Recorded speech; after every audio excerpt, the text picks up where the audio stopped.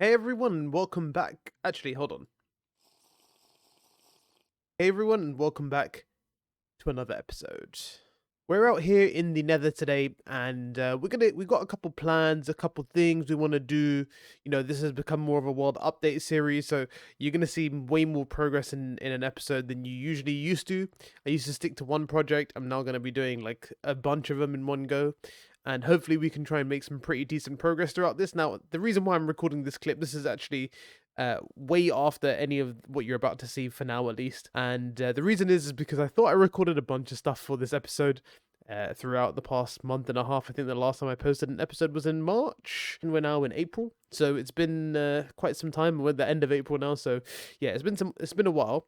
And obviously, you guys know I've been doing the single player storage series that's now finished. Wanted to now refocus again on single player world updates. So, as I mentioned, we've already done some stuff throughout the world that I didn't record. So, I need to give you a little breakdown before I just start dumping you into things. Now, as part of being a huge procrastinator, you guys probably noticed that the single player series ended up taking quite a few episodes and ended up taking quite a lot of time. In between all that time, when I was not filming that and not doing live stuff, I wanted some pretty mindless stuff to do. So I decided I'm going to start working on a perimeter for with a skeleton farm. I've already got with the skeleton farm. I was running low on bones, not out of. I've still got plenty of them, but I was running low on bones. I'm probably going to need a bunch of coal for the smelter once I got that up and running from the storage area. So I was like, you know what? I need to get a bunch of things moving. So I decided I'm going to start doing the with a skeleton farm perimeter. But in between doing the with the skeleton farm perimeter, I got lazy. I get even more. I got more lazy. I got lazy within lazy. It was like basically I was just being lazy, and I wanted to do another side project on that one because I was like, you know what, I don't really want to spend a whole day doing stuff.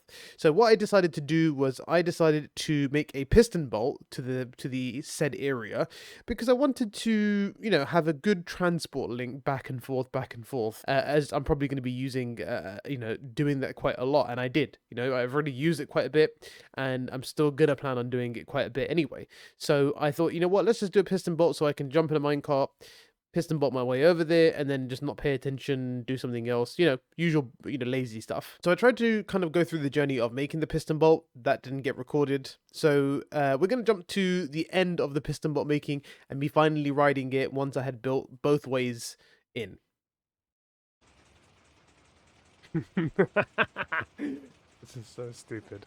So after many hours and a little bit of annoying work, actually they're not annoying, very easy work, but progress is a slow process, and two and a half thousand blocks or 2,000 blocks is quite a lot of blocks to lay down each way.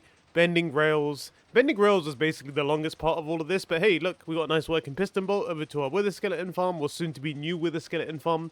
This is just as an FYI, this whole thing is basically just a side verge on me not doing the storage system just yet, because storage is so daunting. There's so many little moving parts that you need to take into consideration, and yeah, I'm all a little bit too rattled for it for now.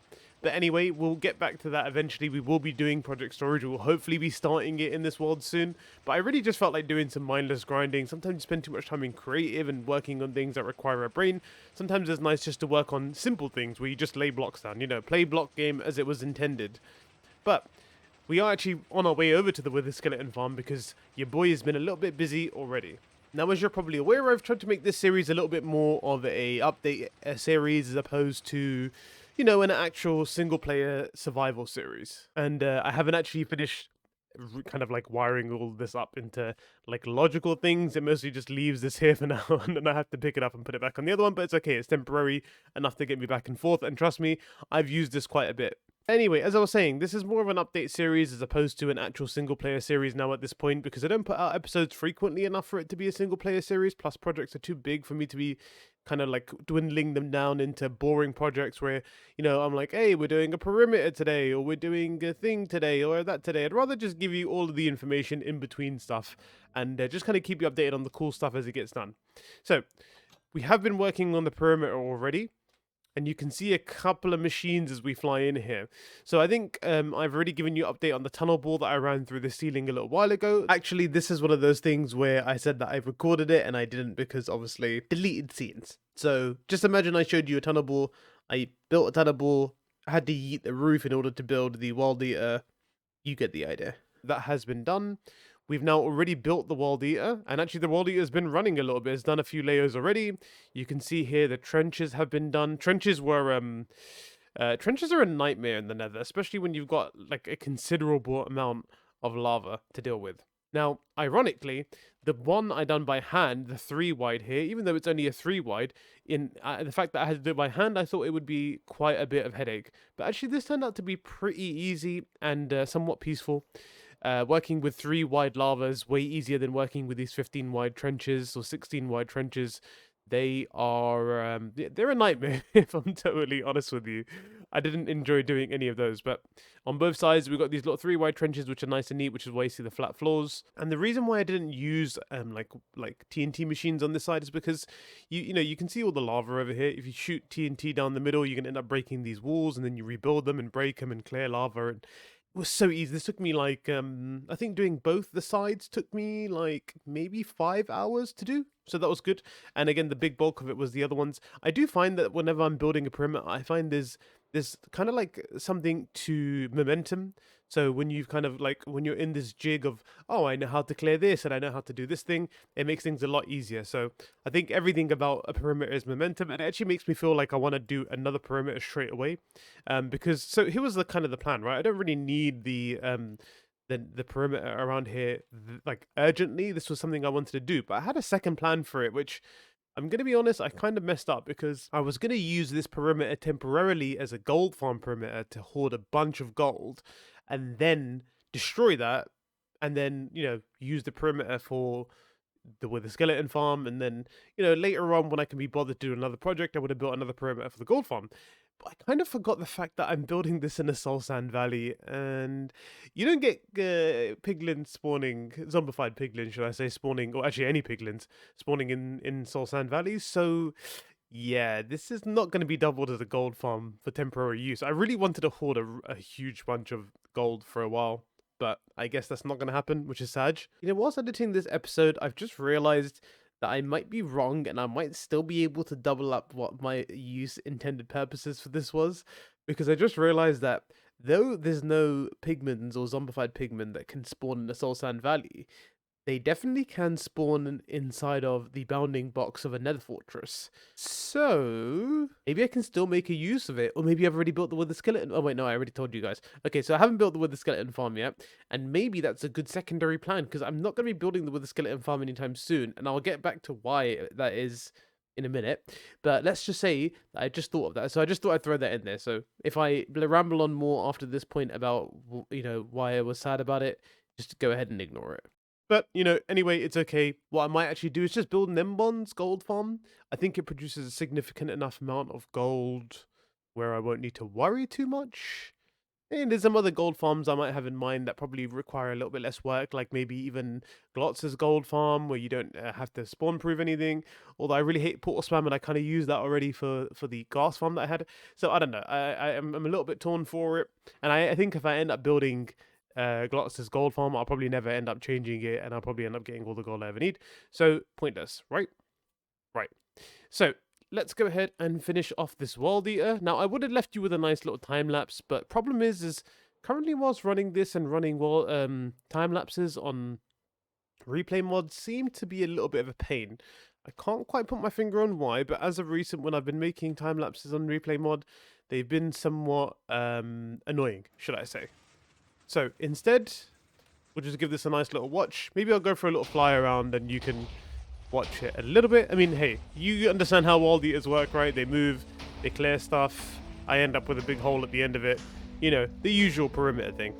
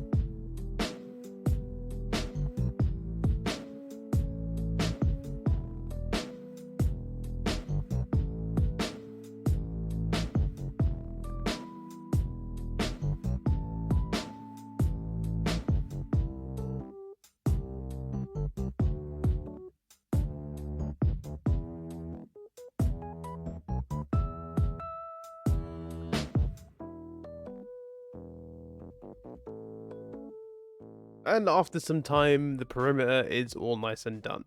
Now you can see that something that maybe I didn't mention before. This is only a little baby perimeter, just enough for a despawn sphere, just enough for me to have a spawn-proof perimeter. Now the last thing left for me to do here, really, now what I'm thinking I'm going to do at least, there's a couple things. Number one, you can see the outlined ancient debris. Part of a resource pack. It's going to help me pick up the little pieces of ancient debris a little bit easily. But the other thing I need to do is clear out the extra pockets of lava. The last thing to do is to clear out all the lava, grab all the ancient debris, and I want to send off the top half of the dupers again for one last run, just to get rid of all the extra blocks underneath it. I might send it off a couple times. I'm going to need to detach it. Oh my god, how have I ended up in this hole? I'm going to need to detach it completely from... oh my god, I'm going to need to detach it completely from the entire system, because I don't want the sweepers to go off, because I think they're probably just going to get stuck at this point. They don't really have a down to go to, so yeah, what I'll probably do is just activate the top. I think I can just do that with certain commands. Oh my god, this bedrock is so annoying. So yeah, I'll probably run the top sweepers one more time, get rid of all the extra blocks, make sure there's no spawning spaces and so on. What I like to do when I usually finish a perimeter off like this is, once I've destroyed the machine, is to run one of those 3D dupers, the ones that kind of go up and down, and just spam a lot of TNT. I like to spam that in a perimeter usually afterwards, because that usually gets rid of all of the extra little blocks underneath here, like these ones here, that generally you don't get rid of even by running these a couple times. So what I will do is probably just go ahead and try and see how much I can get rid of it. If I still see some blocks, might just be easier if I do it by hand, but honestly I like running those 3D dupers. They really get rid of every one of those blocks underneath here. So I'll go grab all the ancient debris. Let's see what we total up to. Let's see what kind of numbers we get from it. And so that brings us back to current day. Now, I thought I had filmed a bit more. Apparently, I didn't. But hey, no big deal. I think you got the idea. Most of the perimeter stuff, I'd gotten clips of and stuff, so that was good. Kind of got a little progress of me doing most of that, or whatever, was really relevant at the time. Now, in terms of ancient debris, because that was the main question. Whoops. That was something we wanted to see how much I got from the whole situation. Sorry, I got fast right click on. So you can see here, not a huge amount, still pretty respectable.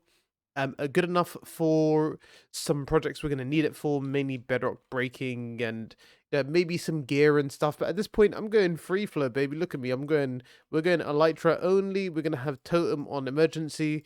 We're being cool out here these days. None of the cool kids wear armor or, really use totems. But hey, I'm not that cool anyway. So let's head back over to the perimeter and have a little look and see what things are looking like at the moment. I think a quick side note to mention as we approach with the skeleton farm would be, as far as transport speed goes, this is probably like one of the not so fast versions to get over here. The only reason I did this because it was hands-free, and I hate aligning boats, and I don't want to use the Tweakaroo mod to align the boat. So anyway, this is probably not the fastest. In fact, a recent video came out for Doc showing the llama piston bolt thing, which actually runs at 3 times the speed. This is only 10 blocks a second, I believe. Diagonal piston bolts are 20 blocks a second, and the llama one, I believe he said, was about 30 blocks a second. So might end up using replacing that at some point, because it actually works 2 ways as well. So that's pretty nice. But anyway, we're here in the perimeter, and why have I got bounding boxes on? There we go. You can see here we've got a bunch of the stuff done. Oh, I got more lava here. That's weird. I thought I cleared out all the lava. But anyway, I ran those 3 TNT dupers over. That's not lava at all. I ran those TNT dupers over, and everything is now looking pretty clear, and all of the blocks from underneath are gone, which means we're now ready to rock and roll. And as I mentioned, because this is quite a bit of time in the future, I might actually now quickly consider trying to build a little makeshift gold farm so I can hoard a bunch of gold, because I'm probably going to be on the server for well, I'm going to be on and off of the server, so I can leave, loaded areas, or have a bot or something here doing what it needs to do. So I'm thinking what might be a good idea is quickly build a little makeshift gold farm in the corner. However, me being me, and again, once trying to avoid the whole storage situation, which I promise we're actually probably going to get to, maybe not this series, episode, or whatever. So me being me, I kind of wanted to, again, side verge a little bit, and I wanted to, whilst I'm in the area, I wanted to rework the blaze farm, which is actually just in the corner over there, which I won't show you at the moment. So here is somewhat of a progress update on that situation. So we've sidetracked a little bit from the Nether perimeter and other projects because they're a little bit more intensive mentally, and I wanted to do something a little bit more simplistic. If any of you do remember from the previous episodes of the series, you may remember this little location here. In fact, we'll go ahead and pop into free cam quickly so you can have a look. This is the old blaze farm. This blaze farm used minecarts to pick up blazes to bring them to the player who AFK'd right here. I'd advise that you go and check out the episode Blazed Up. I forget what number it is. I think it's 40, 30 something, maybe. I forget. But go ahead and check it out. And yeah, this was a cool blaze farm, but I kind of didn't like the idea of it anymore because it was mostly like minecart spam. And it seemed, I don't know, I didn't like it. I kind of grew out of it. It's using lava, and lava's kind of cringe. So I thought, you know what, we're going to try and upgrade this a little bit. So I've gone ahead and covered up the spawners for now. Put some respawn anchors around them. We're basically yeeting this extra bit of area here that's quite close to, or I say quite close to the perimeter, basically attached to it. And we're trying to get rid of most of the blocks around here. We're trying to make a nice little bit of space so we can build our new blaze spawner farm. Now, the issue with blaze spawner farms realistically is that there's not a bunch that you can do with them to optimize speed, because unfortunately they're always going to be slow. If you can remove blaze from the area, you know, relative to the spawner somewhat quickly, which they kind of do just by free falling, you don't really interact with their like limiting spawning with them, so you're not really left with that many options. But that doesn't stop you from having fun with them. I mean, you can still do cool stuff with them and make a nice, you know, transport system for the blaze to bring them over. I mean, that was kind of the idea with the minecart system here. I think I originally got the idea from Logical Geek Boy, and I thought, you know what, we're using a piston setup for the wither skeleton farm. Wouldn't it be cool if we could do something similar, at least not obviously exactly the same, but somewhat similar for the blaze farm? So I did some testing, spent way too many hours in creative, should I say, to try and figure out what we should do with it. And I came up with a pretty cool idea actually, and I think it was probably the right choice. So what I'm going to do is I'm actually going to build up this farm on this occasion. What I want to do is build it up in survival, and then we'll check it all out in survival. I think it'll be way cooler that way, but before we do any of that, I need to yeet all of this area, and I'm going to go ahead and put my wings back on before I forget, because that's definitely something that I would do. So we're going to try and yeet most of this area first of all, just to give us a good little space. It's not really necessary at all. So I just kind of want to do it just for the sake of, you know, spatial awareness. Give myself a little bit of, an area to work with. Maybe we'll add some cool deco to it. I was kind of thinking of making the area somewhat Nether fortressy. I haven't really thought this one through, if I'm totally honest. But yeah, we're going to try and clear this area out, see how it goes, and yeah, hopefully I'll be back soon and nothing would have messed up. And as I said that, I just realized I'm probably going to have to get rid of this if I don't want things to blow up. So that recording wasn't actually all that long ago. In fact, that was actually yesterday. So we're now back in the current time frame, the correct the multiverse is now back into where it should be, and you might notice a big old black box here on the side. This is said yeeted blaze farm area. Now, I didn't go all the way down into the lava section because I thought, what's the point really? So we kind of cut off at lava level. So what are we at? We're at Y level 32, so we're good. Plenty of space here to work with, goes all the way up to the bedrock roof. Totally unnecessary, mostly for aesthetics, and consider the black concrete more as a backdrop, mostly because it leaves you with a bit more of an ability to kind of work with as like a black kind of voidish look. So you can already see the overlay of the schematic, and I'm going to remove that because I don't want that to be there. Those are still the blaze farms in the center. So we're going to try and build this up, but I'm thinking at the moment, whilst I'm here and whilst I'm doing stuff, I don't have any idea where these flames came from, by the way. Like, nothing should have spawned here, so I'm not too sure where that came from. But anyway, we're gonna try and build up this area. I need to clear out some of this stuff here because, again, looking kind of weird. So I might clean up some of this too. But before we do that, I was thinking what I might do is go into a creative test world and see. Well, you got the bounding box, right? So I'm gonna turn off shaders, step 1, and I'm then gonna load up the bounding box here, and we're gonna go into free cam. You can see the bounding box for the Nether fortress. And why is this one bigger? That's weird. This one's huge. This one's not so thick. Okay, anyway. We got the bounding box here, so I'm thinking what we might do is quickly try and whack together Nimbon's gold farm, and I can probably just try and see if it even works in this area. Maybe it should be fine, and I mean, hopefully it could be fine. I don't know. I'm gonna have a little play around with it, see how it works. If it does, you're probably just gonna see a new gold farm here in the middle. So after doing a fair amount of digging around and seeing if it was possible, you could definitely get piglin to spawn in the bounding boxes. However, I did find that you also had the rest of the mobs spawning too. I put magma blocks down because I thought maybe that would stop any other mobs from spawning. Turns out it doesn't, and they'll still spawn inside of a nether fortress even on magma blocks. So I decided to kind of pivot away from that. So what I started doing instead was destroying the previous gold farm that I had from Il Mango, the one we stand in the center. The reason I found this one to not be great was for multiple reasons. Number one, it was kind of slow, and number two, it required you to aggro pigmen, so I couldn't use bots on this. And you know I love to use a bit of bot spam, mostly because I like to AFK for a little while. I like to do everything server side, and aggroing a pigman with a bot is kind of annoying. But anyway, it didn't really matter.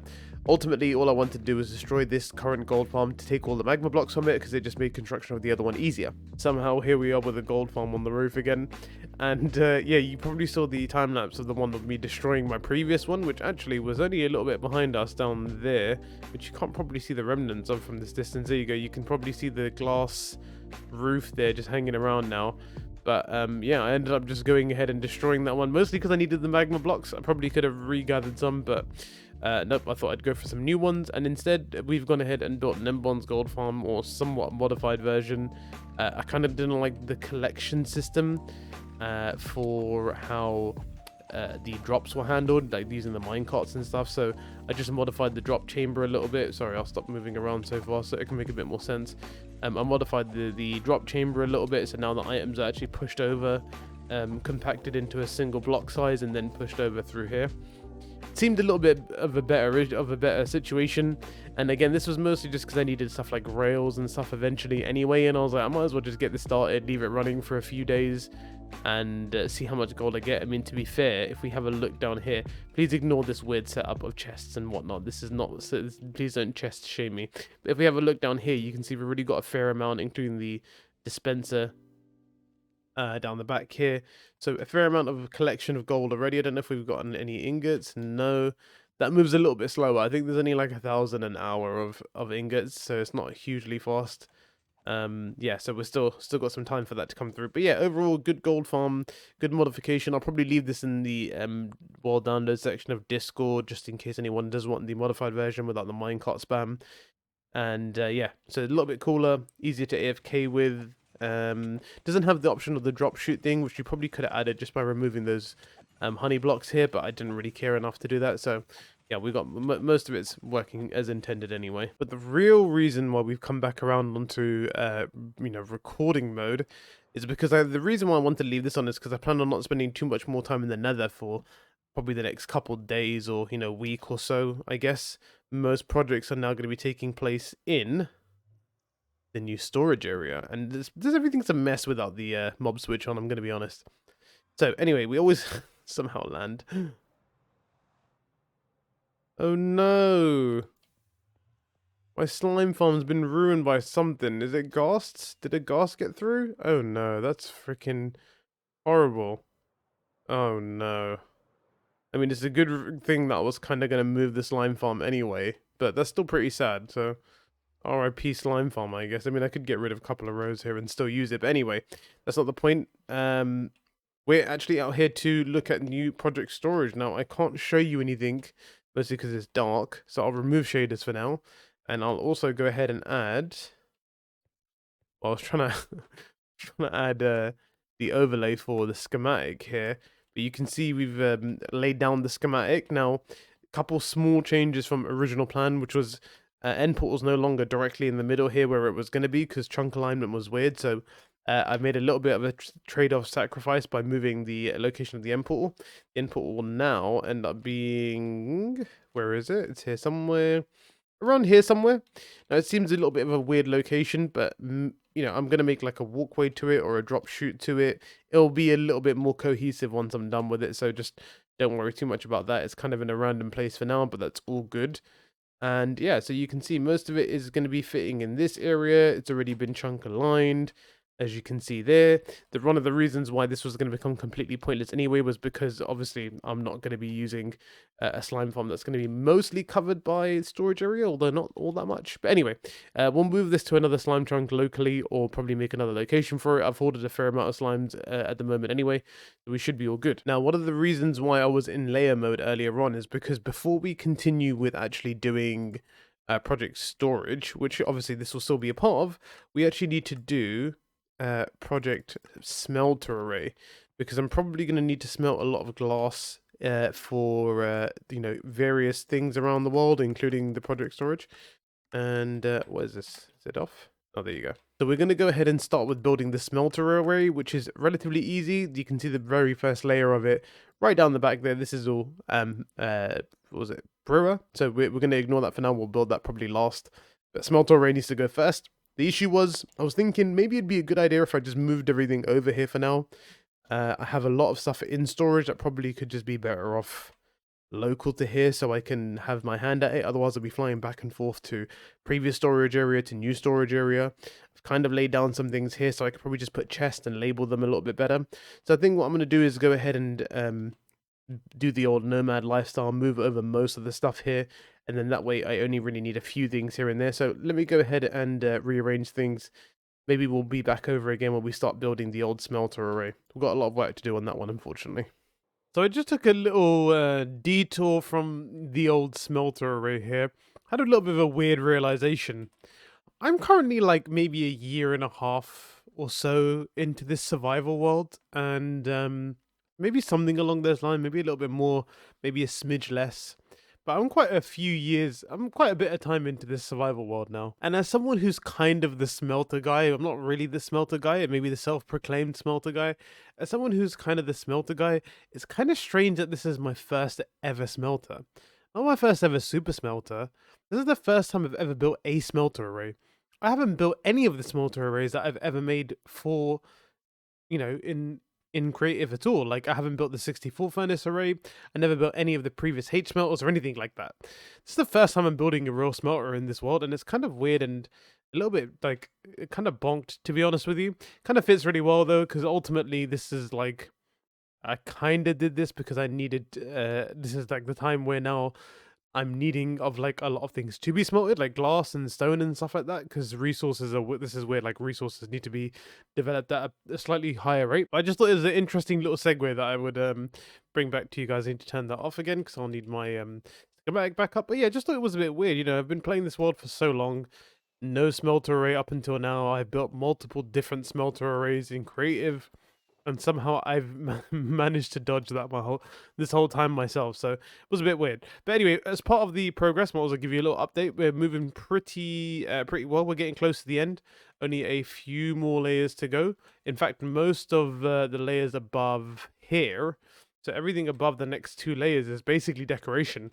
And I'm kind of stumped at this point because I need quite a bit of copper, or oxidized copper, and I don't have any at the moment. Like, I have like maybe a few ingots available, which is going to be a little bit tough. Let me get this out of my way.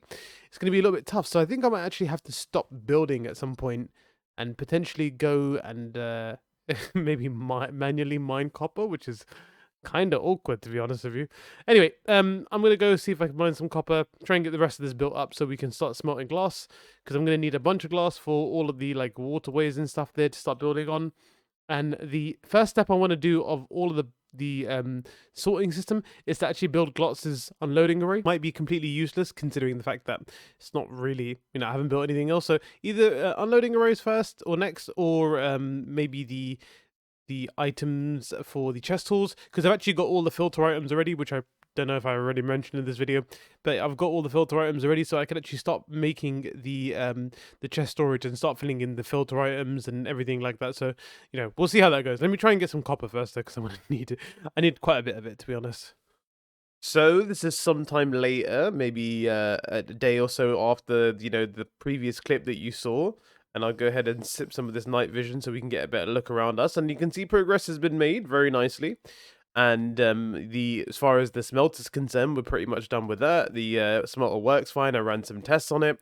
I will say, however, copper, it's extremely annoying to get. I did find out some pretty interesting things about it. Obviously, I wasn't paying too much attention to the snapshots and stuff as they were coming out.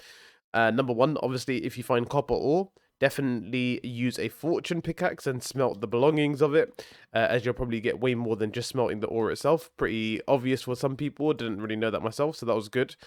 The other thing is copper takes ages to form into the block that you want it into. Now, luckily, everything that I want is the completely weathered copper, I believe, the one in the last stages.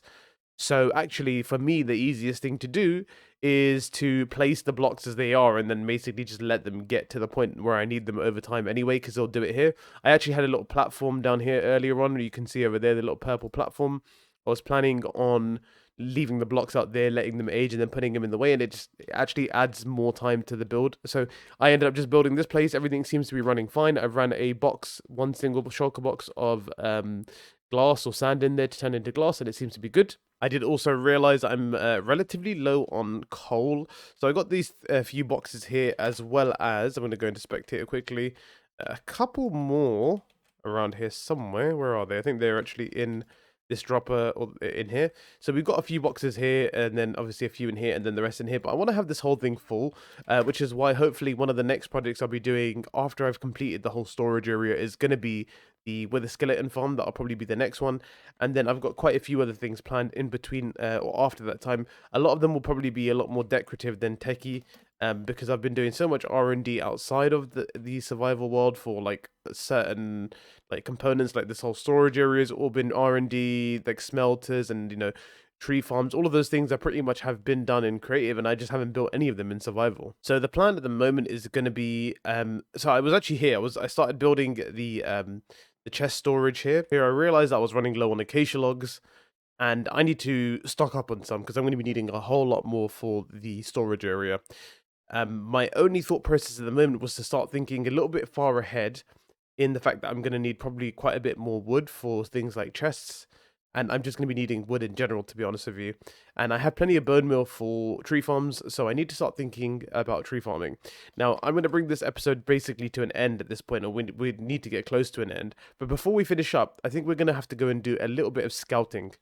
So the idea here is that we're going to need a little island or something where we're going to be placing all the tree farms. It's going to be like a local area where all the tree farms will be placed, and we want it to be relatively close and not too hard to get to. And actually, I think I remember seeing somewhere really cool that I could be building. I think it was somewhere maybe up down this way. Yeah, it looked like a good little island. Yeah, this is a nice little island, huh? This is perfectly placed, actually. Very coincidental. Yeah, so we've got this little floating island here that we'll be using. All right, fine. I'll cut out the weird role-playing thing, all right? This is a little island that I built for myself. This will be one of a few islands. I'll go ahead and go into spectator mode.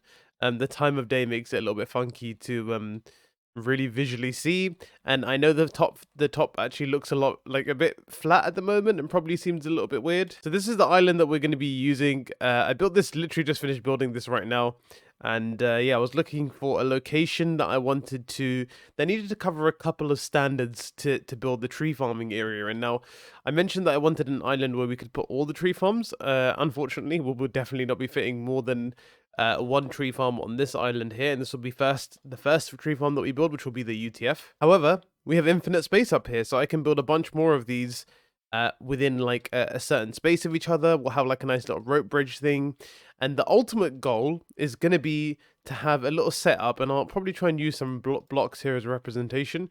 So the islands will probably be something, like in this kind of format here, and then the idea is to have a central island where all the drops for each of the wood types will be sent to a storage system in the main island here, where we'll have like a nice custom tree, really cool looking one, big one. And yeah, it will kind of like house the location for all the storage for all the tree farms and all the different wood types. And I think it's going to be a really cool overall project at the end of it, but obviously it starts all in one place. And at the moment, I need wood. I need acacia logs. And I thought, you know what? If we're gonna do that anyway, I might as well build the first one. And again, we're gonna do a lot more decorating. Things are gonna look a little bit more nicer and like You know, it's going to look good. It's going to look really good. But, you know, it's thing number one to think about is to make sure we have a nice working tree farm. And that's what's going to be built here. We'll build my usual UTF. I've been working on a newer one, but that's probably going to be a little while till it's ready. So I'll do the old switcheroo if and when I need it. But in the meantime, I'll build my good old UTF that I haven't even built again in this world. And I'll probably be building in addition to that, I'll be building probably going to be building the dark oak. And in addition to that, I'm probably going to be building the dark oak tree farm as one of the other tree farms. And then what will probably likely happen is I will end up building the nether tree farm as the third one in the third island. I think that's most of the tree types. There actually might end up being 4 now that I think about it, because I'll probably bring the azalea tree farm that I have that collects all the other drops too. I'll probably bring that relatively close here too. This should hopefully make item transport easy too. I'm hoping that the nether portal can be quite close, maybe even in the same nether hub as the volcano, close to the one for our storage area. But anyway, I think that's enough of this for this world update. I'll be back again hopefully in the next couple months with another world update, and hopefully we should have quite a bit of progress in that time. We'll see how it goes. If I've got some more to show you and I get a lot done in the meantime, I will probably release an early episode, but chances are you'll probably see me again, or this world, in 2 months' time. Thanks again for watching, and I'll see you in the next one. Bye-bye.